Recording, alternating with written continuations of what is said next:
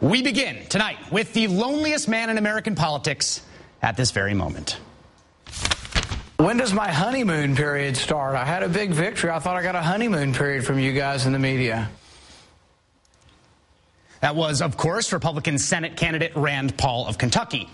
After a series of, shall we say, rocky interviews following his big primary victory Tuesday night, including one you may have seen on this show, Rand Paul carved out an unexpected niche for himself today as the one man in America who thinks that oil giant BP has really gotten a raw deal these last few weeks. What I don't like from the president's administration is this sort of, I'll put my boot heel on the throat of BP. I think that sounds really un-American in his criticism of business. I've heard nothing from BP about not paying for the spill. And I think it's part of this sort of blame game society in the sense that it's always got to be someone's fault, and instead of the fact that maybe sometimes accidents happen. Sometimes accidents happen. That was Rand Paul rising to the courageous defense of a company that has probably managed to displace Goldman Sachs and Massey Energy as corporate enemy number one among the American public right now. A company that's responsible for this image: a live streaming feed of thousands of barrels of oil being dumped into the Gulf of Mexico.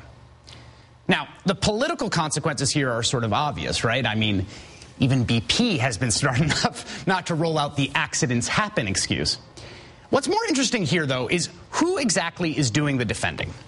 Rand Paul is a libertarian's libertarian.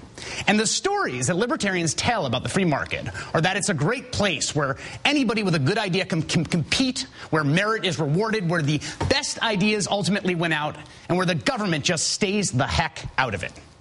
That is the utopian free market of libertarians. But BP, whose honor Rand Paul is now defending, does not exactly represent that utopia. In fact, from a libertarian perspective, the oil and gas industry is one of the most corrupt examples of crony capitalism we have in this country. Some environmental advocacy groups estimate the oil and gas industry, including companies like BP, Shell Oil, and Exxon, receive tens of billions of dollars in federal subsidies every year.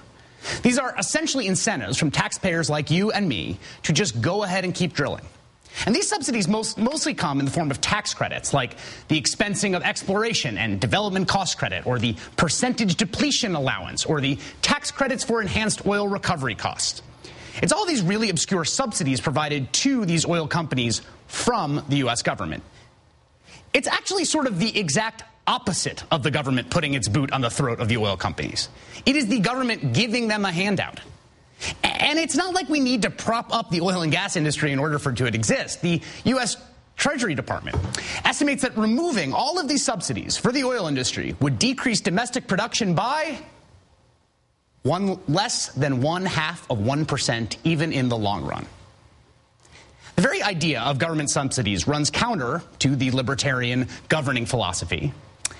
And yet, when they're in power, when conservatives are in power, reflexively pro-business conservatives have no problem with them. They chuck their supposedly principled free market ideals right under the wagon the first time BP comes calling. In 2005, the Republican-controlled Congress voted to increase tax breaks for oil companies. In 2008, President Bush threatened to veto a Democratic effort to roll back these tax breaks. Republicans right now, as I speak to you, are blocking the effort to lift the cap on what oil companies are liable for when a spill happens. Currently, the money that pays for the cleanup comes from an oil spill fund set up by Congress, another subsidy to the oil industry. This is an industry that lives off of government generosity. And yet, now we have Mr. Free Market, Rand Paul, the purest form of this stringent ideological movement. And what does he do when he gets on the national stage? He defends an industry that is a massive recipient of government welfare. I understand the libertarian urge to defend the honor of the free market and of private enterprise. But is the oil and gas industry, this enormous recipient of taxpayer largesse, really the hill you want to plant your flag in? Joining us now is Danielle Bryant. She's the executive director of the Project on Government Oversight. Danielle, so great to have you here. How are you doing? It's great to see you, Chris. So my understanding is that BP is making a killing this quarter. They're doubling their profits, I think, to $6 billion. I guess the obvious question is, do they need this money? Well, let's keep in mind, this is at a time where every other industry has been suffering, and certainly all of the rest of us have been suffering too in this economy. And for them to be doubling their profits, you have to put that in that context. And then on top of it, you have essentially $3 billion a year in tax breaks. I mean, it's absurd.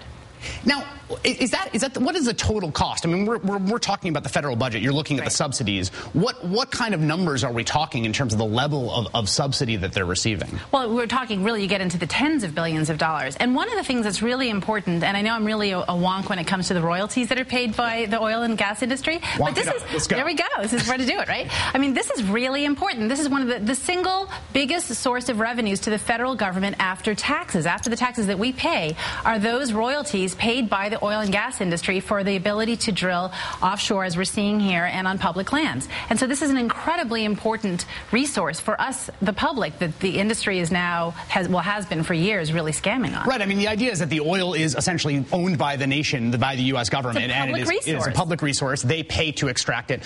I saw something interesting today about, they pay for all the oil they take out of the ground, whether they capture it or not.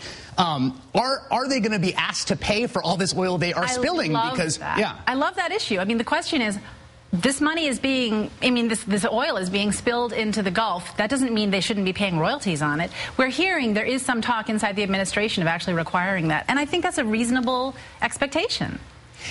One of the things I think that's become clear at the hearing when Ken Salazar was on the Hill earlier this week and throughout this whole thing is that the relationship between big oil and the government is quite a cozy one generally. And, it's very hard to roll back these subsidies. It does seem like big oil has kind of captured the government. What is the mechanism by that? How does that happen? I mean, how is this kind of symbiotic relationship developed? There's so many tentacles where you see this in play. I mean, everyone knows about campaign contributions to members of Congress and the lobbyists that are all over Capitol Hill. But there's so many other ways, too. I mean, we've been in hand-to-hand combat with the lobbyists, not just on the Hill, but who are dealing with the regulatory process where the agencies, generally the Department of Interior, will be, promoting a new regulation, and then it's just covered with people from industry just pounding back to make sure that it's as generous for the industry as possible. And then the other element you have is the former very senior members of policymakers, members of Congress or administrations who are on the advisory boards of, let's take BP for an example. I mean, you have Tom Daschle, the former Senate Majority Leader. You have the former head of the EPA, Christine Todd Whitman. You have the current CIA Director, Leon Panetta. The Center for Responsive Politics has sort of been amassing all of these people who are incredibly huge power hitters in Washington who are all sitting on the boards. Yeah, of BP, BP. Danielle Bryan, Executive Director of the Project on Government Oversight. Real pleasure to have you here. Thanks a lot. Have a great weekend. Good to see you. You too.